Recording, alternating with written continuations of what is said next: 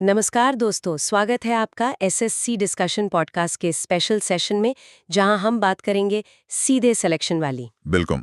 और आज की इस विस्तृत चर्चा में हम इकोनॉमी सीरीज के पार्ट 04 पर डीप डाइव करने वाले हैं, जिसका विषय है नेशनल इनकम यानी राष्ट्रीय आय। सही कहा। आज का हमारा मिशन बहुत साफ है। हम बेसिक से लेकर एडवांस्ड लेवल तक हर उस कंसेप्ट को समझेंगे जो किसी देश की असली ताकत को मापता है। एकदम, ताकि कॉम्पिटिटिव एग्जाम्स का कोई भी सवाल ना छूटे और साथ ही ये भी समझ आए कि देश की बैलेंस शीट आखिर पढ़ी कैसे जाती है। पर एक सवाल है मेरे मन में, आखिर एक आम स्टूडेंट को जो अभी हॉस्टल का बजट मुश्किल से मैनेज कर रहा है, उसको नेशनल इनकम जैसे मैक्रो इकोनॉमिक्स के कॉन्सेप्ट को समझना क्यों जरूरी है? देखिए, बात सिर्फ व्यक्तिगत आय की नहीं है। अगर हम माइक्रो इकोनॉमिक्स की बात करें ना, तो वो हमें सिर्फ एक पेड़ दिखाता है। अच्छा। लेकिन मैक्रो इकोनॉमिक्स हमें पूरा जनरल दिखाता है। ये एक तरह का बर्ड्स आई व्यू है। अगर देश की नेशनल इनकम धीमी पड़ रही है, तो इसका सीधा मतलब है कि कल प्राइवेट सेक्टर में जॉब्स कम होंगी। सरकारी नौकरियां भी कम निकलेंगी शायद। एकदम, बाजारों में मंदी आएगी। तो बेसिकली नेशनल इनकम पूरी अर्थव्यवस्था का एक थर्मामीटर है, जो बताता है कि देश आर्थिक रूप से स्वस्थ है या बीमार। पूरा थर्मोमीटर ही है ये। तो आइए इस थर्मोमीटर को थोड़ा और करीब से देखते हैं। सबसे पहले ये बताइए कि राष्ट्रीय आय की तकनीकी परिभाषा यानी डेफिनेशन क्या है? बहुत ही सरल शब्दों में अगर कहें तो नेशनल इनकम एक विशिष्ट अवधि के दौरान किसी देश के निवासियों द्वारा उत्पादित सभी फाइनल गुड्स और सर्विसेज की कुल मॉनेटरी वैल्यू होती है। ओके, इसको थोड़ा ब्रेक डाउन करते हैं। ये विशिष्ट अवधि जो आपने कहा, ये आमतौर पर 1 साल होता है ना? हाँ, और आर्थिक भाषा में इसको हम फाइनेंशियल ईयर कहते हैं। राइट। नोट कीजिए, ये पॉइंट एग्जाम में डायरेक्ट आएगा कि भारत में फाइनेंशियल ईयर 1 अप्रैल से शुरू होकर अगले साल 31 मार्च तक चलता है। बिल्कुल। एग्जाम्स में लोग जल्दीबाजी में जनवरी से दिसंबर वाला कैलेंडर ईयर टिक कर देते हैं, जो कि गलत है। सही कहा। और दूसरा हिस्सा था निवासियों द्वारा, मतलब रेजिडेंट्स द्वारा, राइट? हाँ, यानी वो लोग जिनका मेजर इकोनॉमिक इंटरेस्ट हमारे देश से जुड़ा हुआ है। और तीसरा और सबसे इंपॉर्टेंट हिस्सा है फाइनल गुड्स और सर्विसेज। यानी जो चीजें बाजार में बिकने के लिए पूरी तरह तैयार हैं। एकदम सही। अब ये तो होगी डेफिनेशन। मुझे इसके इतिहास में बड़ी दिलचस्पी है। आज तो चलो हमारे पास सुपर कंप्यूटर्स हैं, डेटा है, पर जब ये सब नहीं था, तब भारत में पहली बार किसने ये थर्मामीटर लगाया था? ये बड़ा इंटरेस्टिंग किस्सा है। भारत के जो पहले फाइनेंशियल डिटेक्टिव थे वो थे दादा भाई नौरोजी। अच्छा, जिनको grand old man of India भी कहते हैं। हाँ, वही। उन्होंने ही सबसे पहली बार 1867 और 68 के आसपास भारत की नेशनल इनकम नापने की कोशिश की थी। Oh wow! तब तो डेटा कलेक्ट करना बहुत मुश्किल रहा होगा। बहुत मुश्किल। और उन्होंने अपनी कैलकुलेशन से बताया कि उस समय भारत की पर कैपिटा इनकम यानी प्रति व्यक्ति आय महज 20 रुपए सालाना थी। 20 रुपए सालाना? ये तो बहुत ज्यादा गरीबी थी उस वक्त। बिल्कुल। और उनकी एक बहुत मशहूर किताब है poverty in un British rule in India. इसमें उन्होंने एक थियोरी दी थी जिसे हम ड्रेन ऑफ वेल्थ थ्योरी कहते हैं। हाँ, ये ड्रेन ऑफ वेल्थ के बारे में मैंने सुना है, पर मुझे एक डाउट है इस थियोरी पर। कैसा डाउट? देखिए, अंग्रेज तो यहाँ रेलवे बना रहे थे ना, टेलीग्राफ लाइंस बिछा रहे थे, लोगों को कंस्ट्रक्शन में रोजगार भी मिल रहा था, तो फिर ये वेल्थ ड्रेन कैसे हुई? पैसा तो भारत में ही लग रहा था। देखिए, यही तो सारा खेल था जो दादा भाई नौरोजी ने पकड़ा। अंग्रेजों ने जो रेलवेज बनाई वो भारत के फायदे के लिए थोड़ी बनाई थी। अच्छा। उनका मेन मकसद था भारत के दूर दराज इलाकों से कच्चा माल जैसे कॉटन तेजी से पोर्ट्स तक पहुंचाना और वहां से सीधा ब्रिटेन भेजना। ओ, तो वो अपने फायदे के लिए इंफ्रास्ट्रक्चर बना रहे थे। बिल्कुल। और इसके पीछे का जो आर्थिक मॉडल था ना, वो सबसे बड़ा धोखा था। इन रेलवेज को बनाने के लिए ब्रिटिश इन्वेस्टर से पैसा लिया गया था और उनको गारंटीड मुनाफे का वादा किया गया था। वेट, और ये मुनाफा दे कौन रहा था? भारत के टैक्स पेयर्स। ये पैसा हमारे खजाने से जा रहा था। इसके अलावा ब्रिटिश ऑफिसर्स की भारी भरकम पेंशन्स, उनकी मिलिट्री का खर्च, ये सब भी भारत से ही वसूला जा रहा था। मतलब मेहनत हमारी, जमीन हमारी, टैक्स हमारा और मुनाफा सीधा लंदन जा रहा था। दादा भाई नौरोजी ब्रिटिश संसद के सदस्य बनने वाले पहले आशय व्यक्ति भी थे ना। सही कहा। और उन्होंने वहां संसद में बैठकर ही उनको ये सच्चाई आईना बनाकर दिखाई थी। बड़ी बात है। पर ये तो आजादी से पहले का दौर था। आजादी के बाद इस काम को किसने आगे बढ़ाया? क्योंकि तब तो देश बहुत बड़ा और असंगठित था। आज़ादी के बाद इस पूरे प्रोसेस को साइंटिफिक तरीके से सेट करने का श्रेय पीसी महालनोबिस को जाता है। जिनको father of statistics in India भी कहा जाता है। एकदम 1949 में गवर्नमेंट ने एक नेशनल इनकम कमेटी बनाई थी और वो उसके अध्यक्ष थे। उन्होंने ही इंडियन स्टैटिस्टिकल इंस्टीट्यूट यानी आईएसआई की स्थापना की थी। और अगर आज की बात करें तो ये आंकड़े कौन निकालता है? आज के टाइम पे नेशनल स्टैटिस्टिक्स ऑफिस यानी एनएसओ ये सारा डेटा कलेक्ट करता है और जीडीपी के आंकड़े जारी करता है। राइट। तो हमने ये तो समझ लिया कि डेटा कौन निकालता है, लेकिन एक चीज़ जो हमेशा कंफ्यूज करती है वो ये कि पैसा एक जगह रुकता थोड़ी है। मतलब जैसे मैंने आज आपको 100 रुपए दिए, आपने उससे सब्जी खरीदी, सब्जी वाले ने उससे दूध खरीदा, तो एक का खर्चा दूसरे की आय कैसे बन रहा है, ये गिनते कैसे हैं? इसे अर्थशास्त्र की भाषा में सर्कुलर फ्लो ऑफ इनकम कहते हैं, यानी आय का चक्रीय प्रवाह। इसे बहुत बेसिक 2 सेक्टर मॉडल से समझते हैं। ओके, 2 सेक्टर मतलब 2 पार्टीज हैं इसमें? हाँ, इमेजिन कीजिए कि अर्थव्यवस्था में सिर्फ 2 ही लोग हैं। एक तरफ हैं हाउसहोल्ड्स यानी परिवार और दूसरी तरफ हैं फर्म्स यानी कंपनियां। तो परिवार कंपनियों को काम करने के लिए रिसोर्सेज देते होंगे? बिल्कुल। इन रिसोर्सेज को फैक्टर्स ऑफ प्रोडक्शन कहते हैं। इनके बिना कोई फैक्ट्री चल ही नहीं सकती। चलिए इसको एक एग्जाम्पल से विजुअलाइज करते हैं। मान लीजिए मुझे अपना एक नया पॉडकास्ट स्टूडियो शुरू करना है। हाँ। तो मुझे 4 चीजें चाहिए होंगी। कौन कौन सी? पहला, एक कमरा यानी जमीन, जिसे लैंड कहते हैं, जिसके बदले मुझे रेंट देना होगा। सही है। दूसरा, मुझे एक एडिटर चाहिए यानी लेबर, जिसको मुझे वेजेस या सैलरी देनी पड़ेगी। बिल्कुल ठीक। तीसरा, ये सारे कैमरा और माइक खरीदने के लिए पैसा यानी कैपिटल, जिस पर मुझे बैंक को इंटरेस्ट यानी ब्याज देना होगा। और चौथा फैक्टर मैं खुद यानी एंटरप्रेन्योर, जो ये रिस्क उठा रही हैं और उसके बदले मुझे चाहिए प्रॉफिट। बहुत ही उम्दा एग्जाम्पल है। ये चारों फैक्टर्स लैंड, लेबर, कैपिटल और एंटरप्रेन्योर परिवारों ने कंपनियों को दिए और इसके बदले में पैसा लिया। हाँ, और कंपनियों ने इन्हीं फैक्टर्स का यूज करके गुड्स और सर्विसेज बनाए। अब परिवारों के पास पैसा आ गया, वो इस पैसे का क्या करेंगे? वो जाकर वही गुड्स और सर्विसेज खरीद लेंगे जो फैक्ट्री में बन रहे हैं। एग्जैक्टली। तो देखिए, पैसा वापस कंपनियों के पास आ गया ना, ये एक लूप बन गया।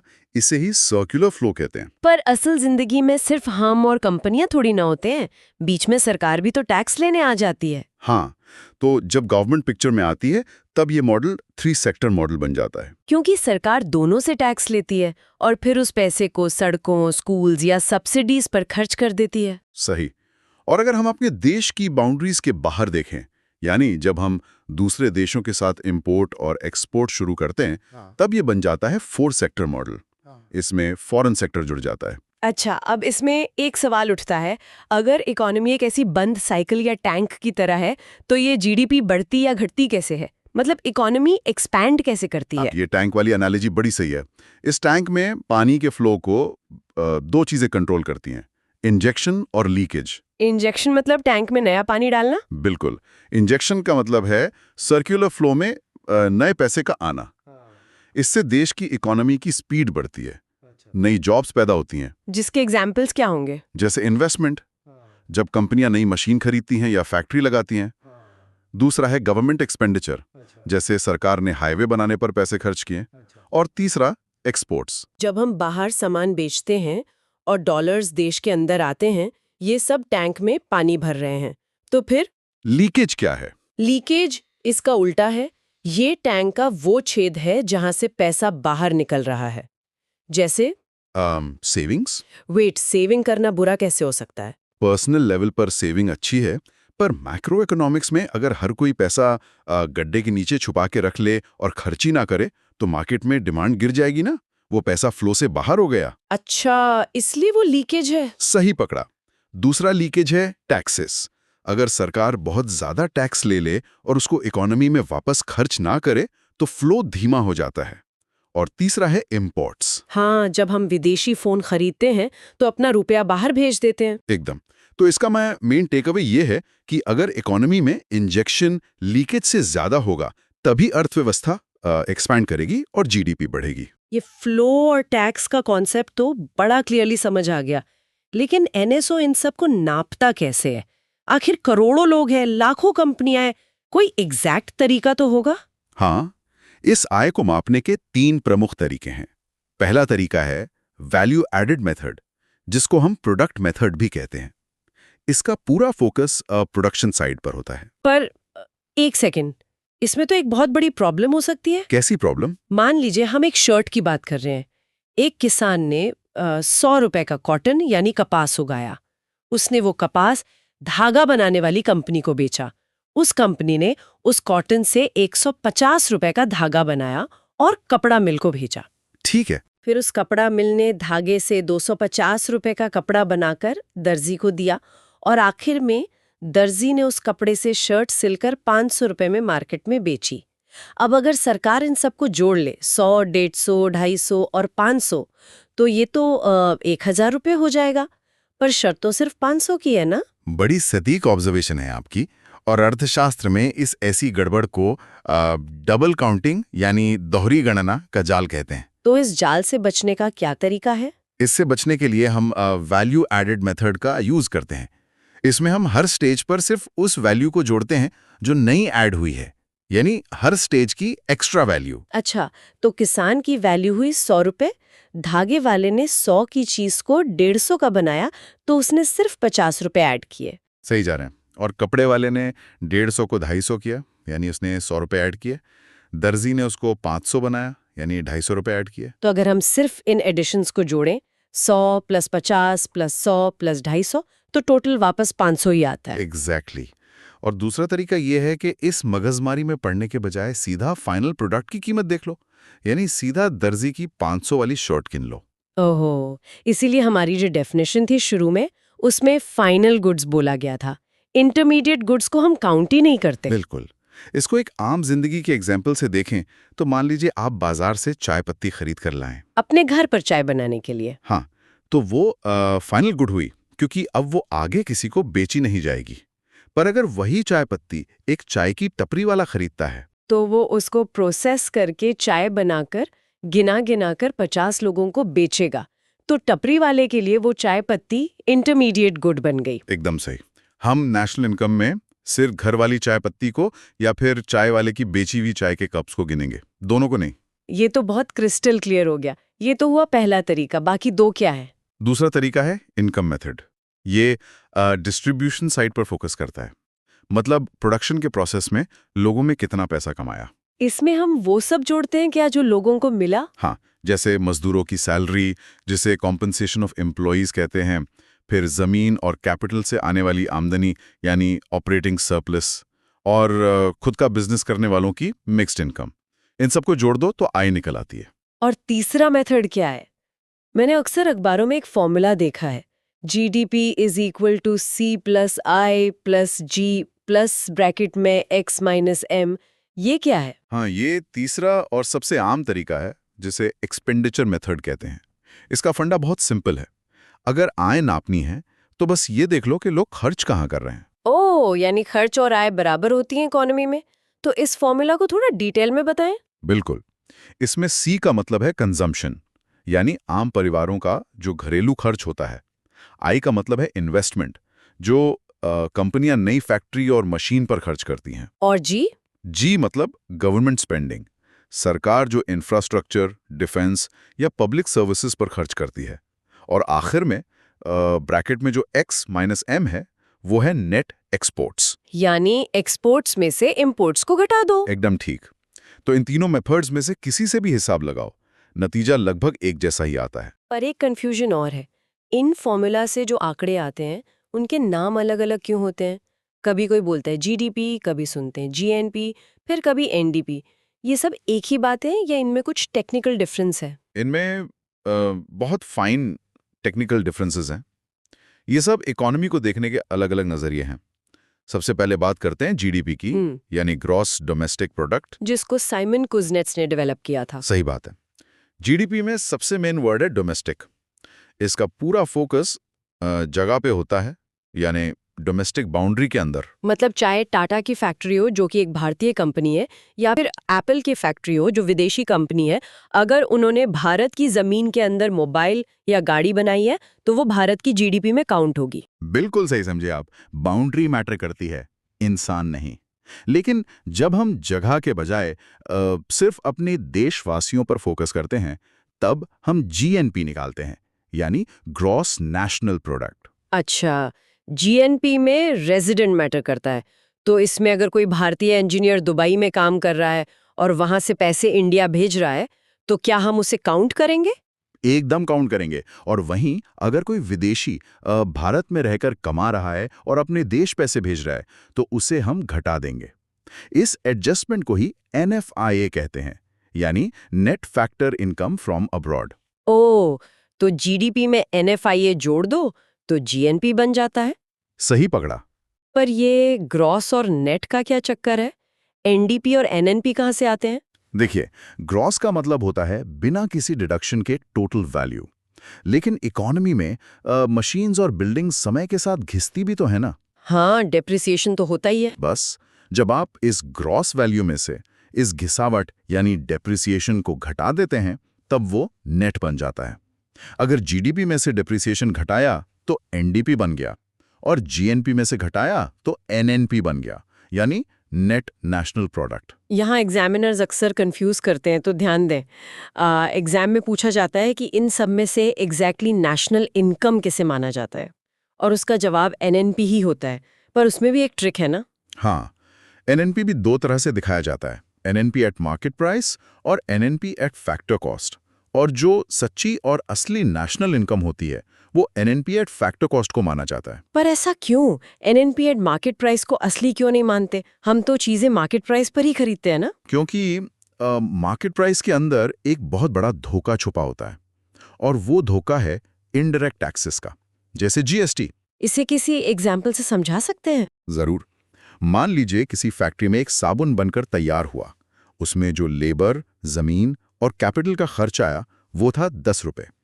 इसे फैक्टर कॉस्ट कहते हैं। ठीक है, यानी फैक्ट्री को बनने में 10 रुपए लगे। हाँ, लेकिन जब वो साबुन बाजार में निकलने लगा तो सरकार ने उस पर 2 रुपए का जीएसटी लगा दिया। अब वो साबुन बाजार में 12 रुपए का बिक रहा है। ये हुई उसकी मार्केट प्राइस। ओह, तो अगर एनएसओ इस 12 रुपए को नेशनल इनकम में जोड़ लेगा तो हमें लगेगा कि इकोनॉमी 12 रुपए की हो गई है, जबकि असल में नया उत्पादन तो सिर्फ 10 रुपए का ही हुआ था। एकदम सही। वो 2 रुपए तो सिर्फ सरकार ने टैक्स के रूप में आम जनता की जेब से निकालकर अपने पास रख लिए। उससे देश में कोई नई चीज पैदा नहीं हुई। इसीलिए मार्केट प्राइस को असली आय नहीं मानते। तो असली नेशनल इनकम निकालने के लिए हम मार्केट प्राइस में से इनडायरेक्ट टैक्सेस को घटा देते हैं। बिल्कुल। और अगर सरकार ने किसी चीज पर सब्सिडी दी है तो उसे हम वापस जोड़ देते हैं। इस तरह हमें मिलती है एनएनपी एट फैक्टर कॉस्ट, जो कि किसी भी देश की एब्सोल्युटली करेक्ट और शुद्ध आय होती है। क्या बात है, कॉन्सेप्ट्स बिल्कुल खुल गए। अब शुरुआती सवाल पर आते हैं। अखबार कहते हैं जीडीपी डबल हो गई, पर लोगों की जेबें अभी भी खाली हैं। ऐसा क्यों लगता है कि आंकड़े झूठ बोल रहे हैं? इसको एक बड़ी मजेदार एनालॉजी से समझते हैं। मान लीजिए 2011 में देश में पूरे साल में सिर्फ 10 पिज्जा बने। एक पिज्जा 100 रुपए का था। तो उस साल देश की टोटल जीडीपी हुई 1000 रुपए। सही। अब आज 2024 में देश में आज भी सिर्फ 10 ही पिज्जा बन रहे हैं, लेकिन देश में महंगाई इतनी बढ़ गई है कि अब एक पिज्जा की कीमत 200 रुपए हो गई है। तो अब 10 पिज्जा 200 के हिसाब से जीडीपी हो गई 2000 रुपए। एग्जैक्टली। अब सरकार और अखबार कहेंगे कि देखो जीडीपी 1000 से बढ़कर 2000 हो गई, जीडीपी डबल हो गई। पर आम इंसान की प्लेट में तो आज भी वही एक पिज्जा है। उत्पादन तो बढ़ा ही नहीं। ये तो सिर्फ महंगाई का गुब्बारा है। इसी गुब्बारे को फोड़ने के लिए अर्थशास्त्र में 2 कॉन्सेप्ट्स होते हैं, नॉमिनल जीडीपी और रियल जीडीपी। जो 2000 रुपए वाली जीडीपी हमने देखी वो नॉमिनल जीडीपी थी, क्योंकि वो करंट प्राइसेस पर मापी गई थी। उसमें महंगाई शामिल थी। तो इस गुब्बारे से हवा निकालकर असली पिक्चर कैसे देखें? उसके लिए हम रियल जीडीपी निकालते हैं। इसमें हम पिछले किसी साल को अपना बेस ईयर या आधार वर्ष मान लेते हैं, और आज के उत्पादन को उस बेस ईयर की कांस्टेंट प्राइसेस यानी स्थिर कीमतों पर नापते हैं। नोट कीजिए, ये पॉइंट एग्जाम में डायरेक्ट आएगा। वर्तमान में भारत के लिए जीडीपी कैलकुलेशन का जो बेस ईयर है वो है 2011-12। बिल्कुल। तो अगर हम आज के उन 10 पिज़्ज़ा को 2011 के 100 रुपए वाले रेट से मल्टीप्लाई करेंगे तो हमारी रियल जीडीपी 1000 रुपए ही आएगी। यानी ग्रोथ जीरो, आंकड़े सच बोलने लगेंगे। इसीलिए रियल जीडीपी को ही सच्ची ग्रोथ माना जाता है। और अगर किसी को ये चेक करना हो कि महंगाई एग्जैक्टली कितनी बढ़ी है तो क्या करते हैं? इसके लिए एक टूल है जिसे जीडीपी डिफ्लेटर कहते हैं। इसमें हम उस फूली हुई नॉमिनल जीडीपी को असली रियल जीडीपी से डिवाइड कर देते हैं और 100 से मल्टीप्लाई कर देते हैं। यानी 2000 डिवाइडेड बाय 1000 इंटू 100। इससे हमें महंगाई या इन्फ्लेशन का एग्जैक्ट लेवल पता चल जाता है। एकदम। तो अब हमने पूरे देश की आय नापने के सारे पैमाने देख लिए। पर एक सवाल अभी भी बचा है। भारत जैसे देश में जहां इतनी विशाल आबादी है, क्या वहां सिर्फ टोटल नेशनल इनकम देखना काफी है? नहीं, बिल्कुल नहीं। क्योंकि टोटल आय हमें ये नहीं बताती कि हर इंसान के हिस्से में कितना पैसा आ रहा है। इसीलिए हम पर कैपिटा इनकम यानी प्रति व्यक्ति आय निकालते हैं। जिसका फॉर्मूला आई गेस बहुत सिंपल है। टोटल नेशनल इनकम को देश की टोटल पॉपुलेशन से डिवाइड कर दो। सही जवाब। ये हमें एक एवरेज बता देता है। पर इसमें भी लोग एक गलती करते हैं। कैसी गलती?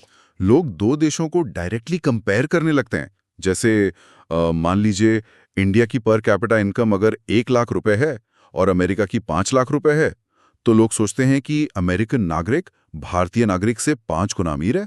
पर ऐसा नहीं है ना, क्योंकि वहां रेंट, मेडिकल, एजुकेशन, खाना पीना सब कुछ तो महंगा है।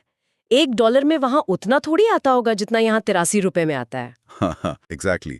अमेरिका में हो सकता है एक नॉर्मल कॉफी 400 रुपए की आती हो, जबकि भारत में आपको 40 रुपए में मिल जाएगी। तो इस फर्क को मिटाने के लिए परचेजिंग पावर पैरिटी यानी पीपीपी का कॉन्सेप्ट लाया गया, जिसको बिग मैक इंडेक्स से भी समझाया जाता है अक्सर, जिसमें एक फिक्स्ड बास्केट ऑफ गुड्स लेते हैं। हाँ, हम देखते हैं कि एक समान चीजों की बास्केट खरीदने के लिए किस देश में वहां की कितनी लोकल करेंसी लग रही है। इससे करेंसीज की असली परचेजिंग पावर का पता चलता है। और मुझे लगता है ये स्टूडेंट्स के लिए बड़ा मोटिवेटिंग पॉइंट होगा कि जब हम इस पीपीपी के हिसाब से दुनिया को देखते हैं ना, तो भारत दुनिया की तीसरी सबसे बड़ी अर्थव्यवस्था है, सिर्फ अमेरिका और चाइना के बाद। हाँ, ये सच में गर्व की बात है, पर चैलेंजेस भी हैं। बिल्कुल। चलिए अब इस लंबी और विस्तृत चर्चा के आखिरी पड़ाव पर हम एक क्विक रैपिड फायर रिकैप कर लेते हैं। जरूर। तो आज हमने देखा कि देश का फाइनेंशियल ईयर 1 अप्रैल से 31 मार्च तक होता है। दादा भाई नौरोजी ने सबसे पहले ड्रेन थियरी दी। इकोनॉमी के सर्कुलर फ्लो में इंजेक्शन से ग्रोथ आती है और लीकेज से फ्लो धीमा होता है। हाँ, और डबल काउंटिंग की प्रॉब्लम से बचने के लिए हम हमेशा सिर्फ फाइनल गुड्स को ही नेशनल इनकम में काउंट करते हैं। बिल्कुल। और हमारा बेस ईयर 2011-12 है। और सबसे जरूरी बात, देश की असली national income NNP eight factor cost को माना जाता है। बेहतरीन समरी। एक आखिरी एग्जाम फैक्ट मैं भी जोड़ना चाहूंगी। यहाँ एग्जामिनर्स अक्सर कंफ्यूज करते हैं, तो ध्यान दें। पूरे संविधान के आर्टिकल 112 यानी 112 में बजट शब्द कहीं नहीं लिखा है, बल्कि उसे आधिकारिक तौर पर एनुअल फाइनेंशियल स्टेटमेंट लिखा गया है। ये बहुत इंपॉर्टेंट पॉइंट याद दिलाया आपने। अब जाते जाते अपने सभी लिसनर्स के लिए एक छोटा सा विचार छोड़ना चाहती हूँ। आज हमने देखा कि पीपीपी के हिसाब से हम दुनिया में तीसरे नंबर पर हैं। हमारी जीडीपी भी तेजी से बढ़ रही है। लेकिन अगर देश की आय बढ़ रही है और वो नया पैसा सिर्फ देश के टॉप 1% लोगों के पास जा रहा है, तो क्या एक आम इंसान के लिए वो सच्ची तरक्की है? ये सोचने वाली बात है। क्या प्रति व्यक्ति आय का जो एवरेज नंबर हम निकालते हैं वो जमीनी असमानता यानी इनइक्वालिटी की सही तस्वीर दिखाता है? क्या सिर्फ जीडीपी का बढ़ना काफी है या आय का सही डिस्ट्रीब्यूशन भी जरूरी है? इस पर विचार जरूर कीजिएगा। बिल्कुल। पढ़ते रहिए और याद रखिए, सवाल से सिलेक्शन तक का सफर हम साथ तय करेंगे। Subscribe to SSC discussion podcast now. जय हिंद।